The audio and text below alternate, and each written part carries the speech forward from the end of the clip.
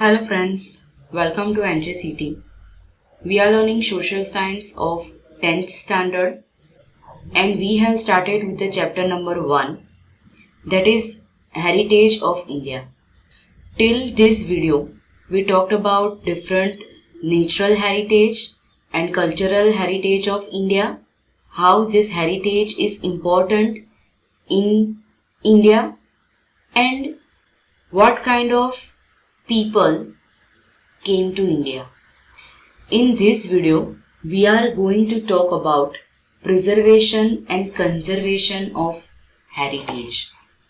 Before we move ahead, can you tell me the meaning of preservation and conservation? Are these two words same? Pause the video and try to think about its meaning.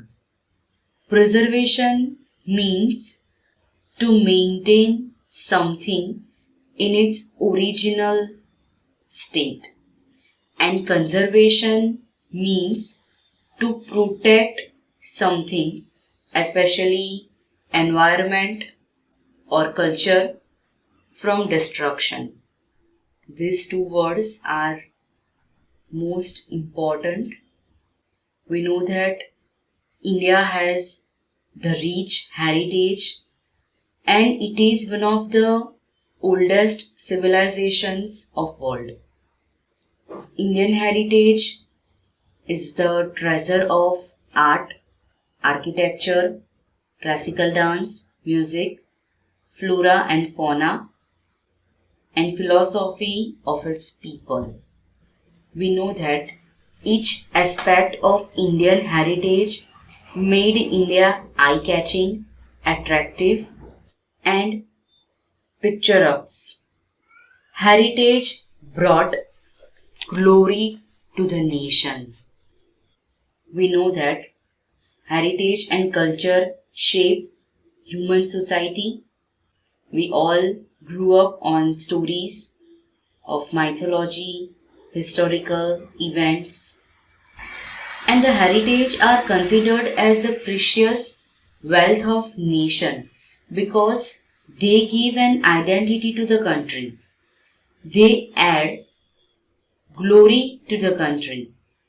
Even they are the sources of religious, cultural, and natural study.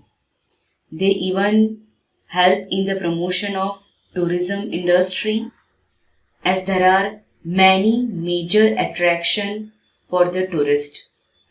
India attained a leading position in the world by keeping its rich heritage protected and preserved. Thus, it is the primary and pious duty of every citizen of India to see that nobody harms the ancient memorials and also to preserve places having historical importance and values.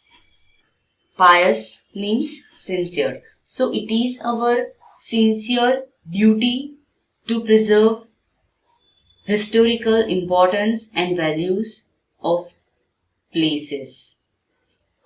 And it is our duty to see that nobody harms the ancient places. In our constitution, the fundamental duties of Indian citizens are mentioned in Article 51, and in that 6, 7 and number 9 describe the few duties of citizen for preservation of our cultural heritage. Let's see that.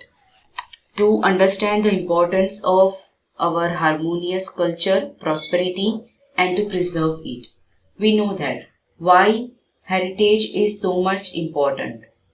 We should understand its importance because it shapes human society.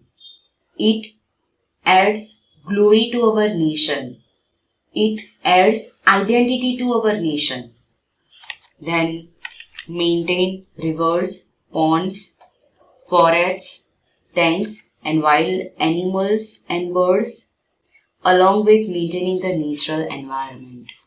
We should also maintain natural heritage of our country and to show compassion for all the living creatures. In the previous video, we have seen that across our country, many people worship nature. So it is our duty to maintain all natural heritage of India. The compassion and care for creatures benefit the animals of the world, but it also helps our children to develop concern and respect for animals. The protection of public property and giving up violence are also included in it. So public properties are what individuals of a nation own and use it together, and it costs a ton of cash to purchase these things. So we should protect our public property. Thus, nature has created beautiful landscapes. We should maintain the purity and beauty of these places, considering it to be our moral duty. The Indian heritage is an outcome of the development of the people of India over a long period of time. Nature has generously donated abundant prosperity to India.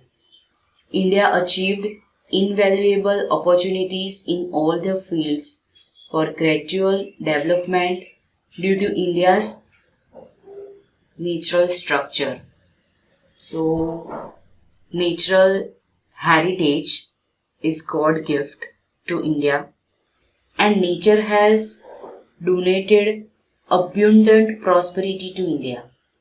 So, we should aware people, we should educate them to protect our historical places, or government should pass some strict law. They should set up archaeological departments. Even we can collect some fund or donation for their renovations. In this way, the Indian heritage is a result of the development of the people of India in the social, economical, political, and cultural fields over centuries. So, the people of India developed themselves in social, economical, political, and cultural fields, and due to that, now we can see our Indian heritage.